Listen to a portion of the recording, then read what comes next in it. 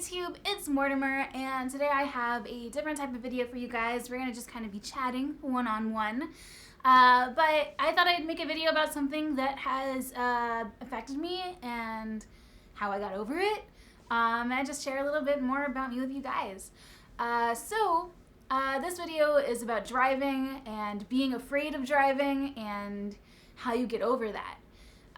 When I was 16 in high school, I took a driver's ed class, and in my school we each got like a car per like group, and we got to like drive like insanely slow and practice and drive around some neighborhoods eventually and things.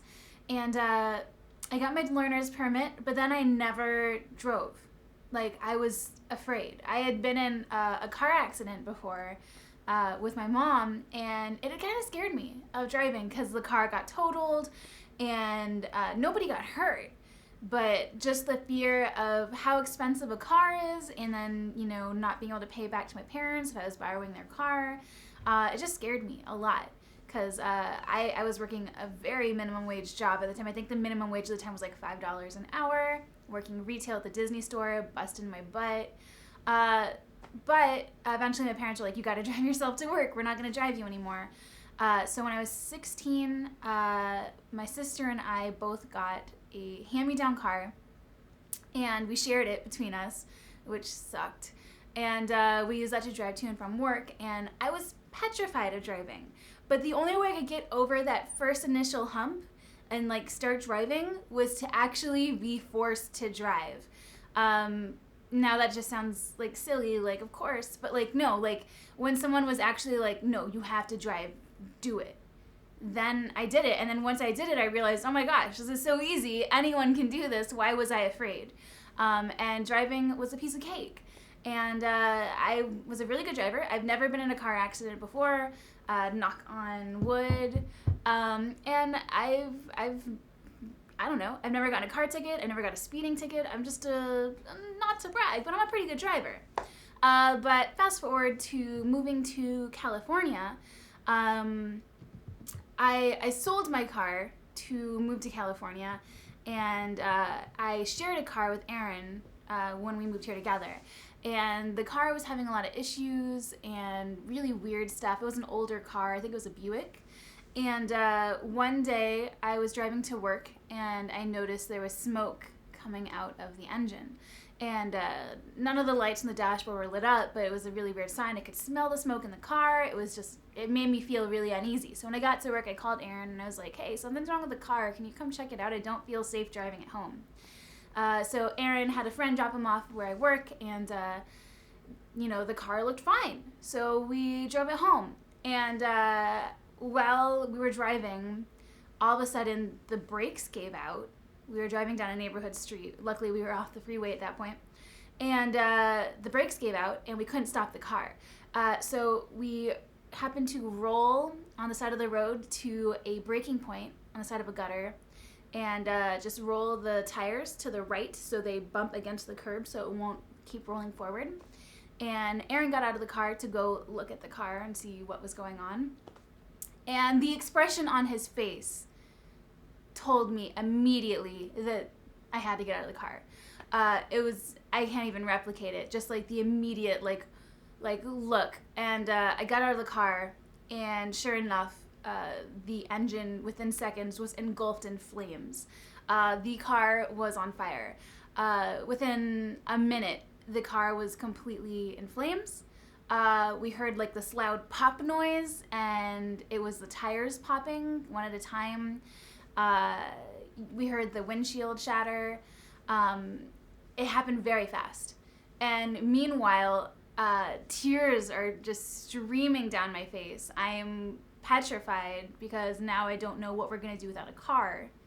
And I'm running up to people's houses and knocking on the door and asking if they have a fire extinguisher, hoping, in my mind I was like, I can save the car still, like it'll still work after this, right? But going to houses and knocking on the doors and asking if they had fire extinguishers, and people not speaking English and just coming outside and just watching it burn. And it was just a really bad experience. Like, eventually we got to a house where someone called 911 and got the fire truck out to us. And the firemen were amazing. Those men are fucking heroes. They put out the fire in like, a minute. And then they were just like, are you hurt? Are you hurt? Okay, good. We're out of here. And they left. And the car was covered in water. The inside was soaked. I think there was like a foot of water on the inside of the car. Everything in the car was destroyed. But luckily, in the trunk of the car, my sewing machine was still safe, and a couple items that I had kept were still safe in the trunk of the car. But this petrified me. This really messed with my head. It made me afraid to drive. I had a phobia, I guess you could say, of driving for almost 2 years. I could not drive. It took about 1.5 years for me to be okay driving just to the store and then back to the house. And luckily, like towards this point, it was the tail end of me working retail and transitioning to working on animation with Aaron. So once I was working from home, it wasn't really that big of an issue. And we got a new car, don't get me wrong, like we had a car, but I just was scared to death of driving. I was petrified. All I could see was the car engulfed in flames, or I was like scared of other drivers. I don't know, like something just triggered in my head and I just could not drive anymore. And like I said, it lasted for 2 years until eventually it got to the point where, it was kind of like, okay, like, Susie, you need to start driving again. And the only way to do it was just like when I first started driving. It was just to push myself and force myself to do it. And after I did it a couple times, I got over it. And I guess the moral of the story is to face your fears because you'll conquer them.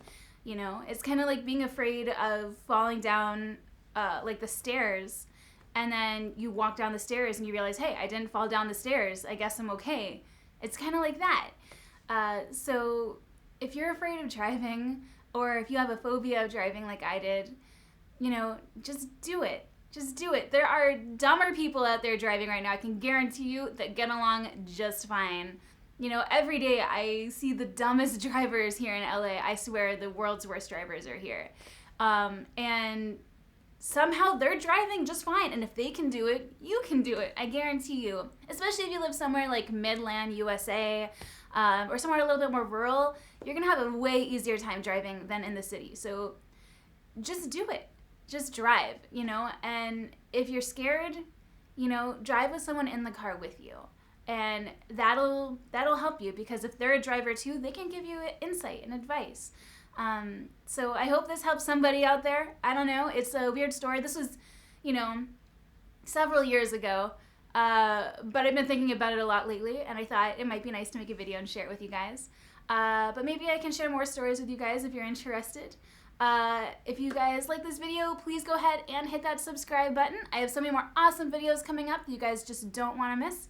And I'll see you guys all next time. Bye, everybody!